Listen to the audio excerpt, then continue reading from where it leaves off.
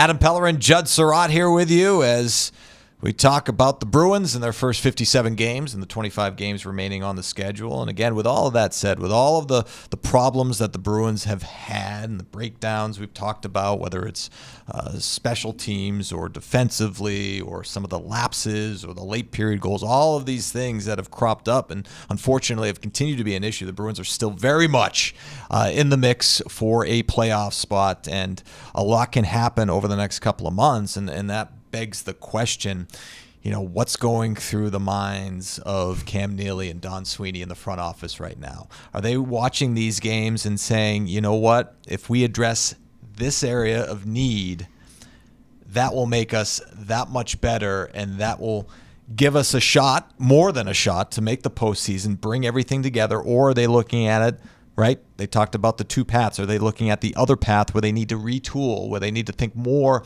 about the future rather than the present?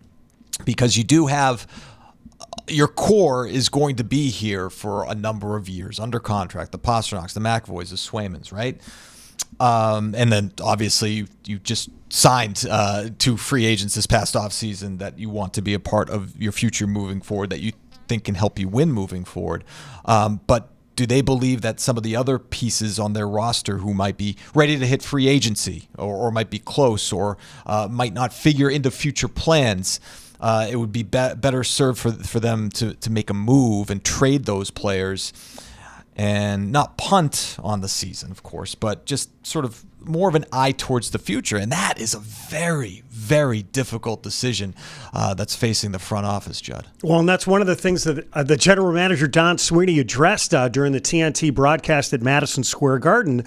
And I know a lot of people are trying to parse exactly what he meant by some of those comments, but I don't know if there's anything to parse. I think what he said is absolutely honest. Listen, it's a difficult exercise to be able to try and do this, to basically paraphrase what he's talking about. And one of the things that Cam Neely had mentioned, and I think it's important to add this nuance, and you touch on it. The quote from Cam Neely: "We certainly don't want to jeopardize getting out of the playoffs because we made some moves that may be good for the future, but not good for the present." So I do think that that's very difficult, how the Bruins choose to approach it. And I think, I know, Brick, we've had this conversation in the past, about hockey trades and being able to do that. And listen, I think that those are things that are typically done, those bigger moves. Most teams typically do them during the offseason because you don't have to necessarily deal with a playoff race and how it may impact you in the last 25 games of the season. Plus you have you have a bunch of different other variables. You've got the salary cap, who's a buyer, who's a seller. Everybody's essentially retooling their team during the offseason. So I think if you're looking for something more significant from the Bruins, I think that you're more apt to see that during the summer. Are you able to get something that helps you between now and the trade deadline? And does it maybe take something off your roster? I think that's something that we're definitely going to have to watch. But I think that what's clear from watching the Bruins, and I don't know how you feel about this, is that this is a team that they really could use a little bit more speed and skill. Because right now, that the way that they're constructed, and one of the things that Brad Marchand, Joe Sacco, and just to go back to what we had talked about, is the way that the Bruins are currently constituted, they have to play a certain way in order to be successful, and that's a tight checking brand of hockey. If they're able to institute some more speed and skill on the roster, that's more effective. It could be at forward or on defense, but I think that primarily we're looking at forward. Then you can start to win games in different ways. Can they add that kind of a piece here between now and the trade deadline?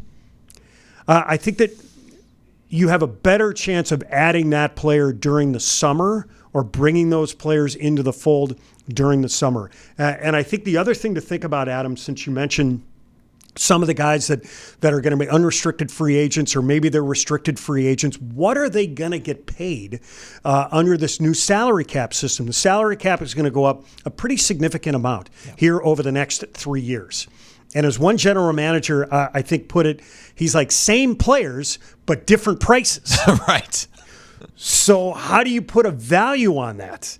And I think that's going to be tricky for Don Sweeney and all the general managers around the National Hockey League when it comes to the trade deadline and then later during the summer. Yeah, and the thing I wonder, too, about the trade deadline, we have 6 games. Bruins have 6 games, I believe, until the March 7th trade deadline. What are you going to learn about this team in 6 games that you haven't already, right? So is the mindset, well, we already know who we are and we're going to act accordingly, or do they need to see more? Could they come out of the gates hot? Could they, if they win 4 straight, is that going to change Don Sweeney and Cam Neely in the front office's mindset when it comes to the trade deadline? And it's a fair question, and I think it's a fair question because of what we were talking about earlier. Look at the standings. Look how close everything is right now. They're right in the mix. They're right in the mix, and a 4-5 game win streak could be huge. Just again, illustrating the point. You win 5 straight, you're up to 70 points, right? And again, this is a fun game to play, right? So but this is probably a conversation that's being had, right? You win 5 straight. You got 70 points. All right, let's say the teams in front of you, they're 500, or maybe don't play well. Maybe some of the teams that are maybe playing outside their skis right now come back down to earth a little bit. All of a sudden, you top wild card spot. Maybe you're in 3rd place. Does that change their mindset? I think it's a great question. I think that's a terrific point that you bring up. First of all, the Bruins' longest winning streak of the year is at 4, and that came in December. If memory serves. Just looking back, so it came December 1st through the 7th. You beat Montreal, the Canadiens, the Red Wings, the Blackhawks, the Flyers. Those were the teams that you beat at this point. But that was right I before do think the Western trip, right? Yes. Yeah. But I think it's a really good point that you bring up, because most general managers will tell you, my team will dictate. They're going to tell me what exactly I need to do here at the trade deadline. Let's take another team, for example, Donnie Waddell, who's the general manager. He runs hockey operations for the Columbus Blue Jackets. They've been a terrific story at this point. They are just outside the playoff picture, right in front of the Bruins, but behind the Detroit Red Wings. And I think he would like to reward his team for the way that they have played. But based on where they're at, and he mentioned earlier this season that we're probably a couple of years away because they're a young, emerging team. They've gone through a coaching change. He's the new general manager. This is his first year.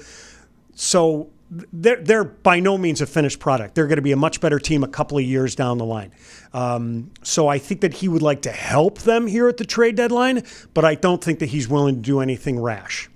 Yeah, and I think that's another factor, right? Is, you have all these teams that are bunched up in the standings, but they're in a different place in terms of their development, in terms of building their roster, in terms of what they're going to look like in a few years, right? And if you look at a team like Columbus, to your point, they're young, they're emerging. You don't want to sacrifice the future just to sneak into the playoffs when you're really not ready. Right, and the two teams, since you bring that up, Adam, and I apologize for interrupting. How dare you? Sorry about that. But the Detroit Red Wings, they're at a point where Stevie Yzerman needs to get this team into the playoffs. Right. They've gone through it like a full gut rehab. I don't think he wanted to fire his head coach. He did. He brought in Todd McClellan. They've gotten the response. But that's not enough. And Detroit has a lot of capital. I would expect them to spend some money. The Ottawa Senators have not been in the playoffs since 2017. Right. New ownership, new management. They're desperately trying to get back into the playoffs. They're trying to secure an arena deal in Ottawa because nothing is completely set there in Ottawa.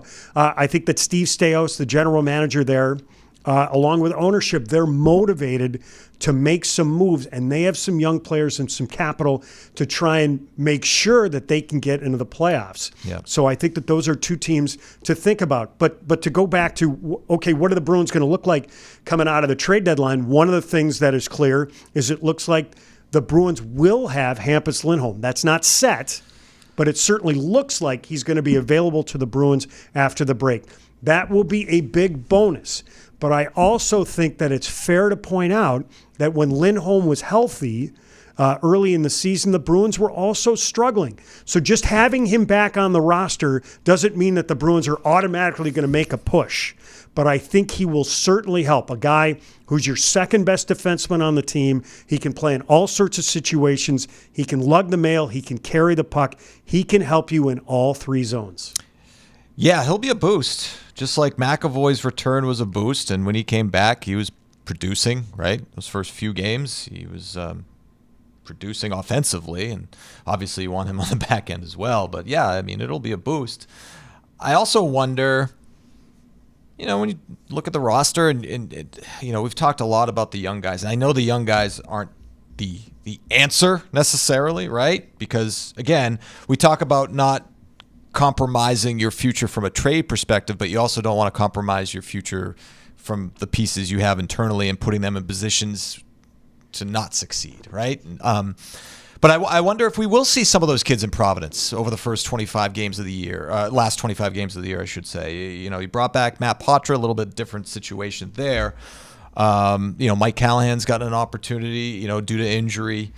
Georgii Merkulov has had a taste. Fabian Lysell one game and then sent back down, which I think raised a lot of eyebrows because he did play pretty well in the game that he was here, but... again, more of a big picture conversation. Those two guys in particular, and if you have anybody else to add to the conversation, feel free. But I wonder if we'll see those guys at all. That's certainly a possibility. I think the other thing that is clear, and the Bruins have essentially given Matt Poitras a good long look at third line center. And by the way, since you mentioned the road schedule, when the Bruins head out west in particular, the Bruins are not going to have the benefit of the last change. So if Poitras is going to be on the roster and in that spot, he's going to have to really dig in. And I think that the coaching staff really likes his compete level. They like some of the skill level that he brings to the team. But as one coach used to say, we're in the winning business, we're in the results business.